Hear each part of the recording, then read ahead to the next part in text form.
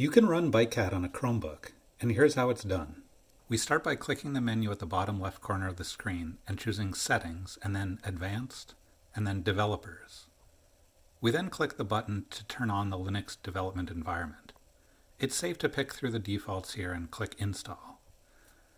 A terminal window will appear, and in order to ensure that our Linux installation is up to date, we'll type sudo apt-get update && apt-get dist-upgrade -y.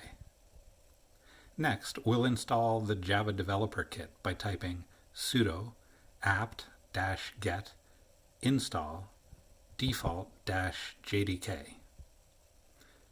If we want to confirm the successful installation of Java, we can type java-version.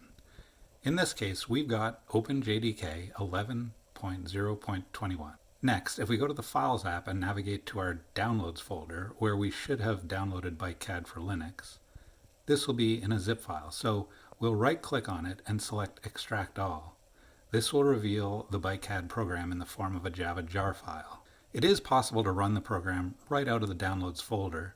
However, in this example, I'll right-click and choose Copy from the pop-up menu, and go to the Linux Files folder and right-click to paste the file there.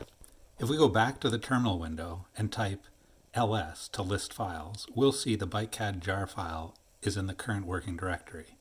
We can now launch BikeCAD by typing java-jar BikeCAD Pro.jar . You can continue to launch the app from the terminal window. However, in the next video, I'll describe how you can add a desktop icon to automate the launching of the app.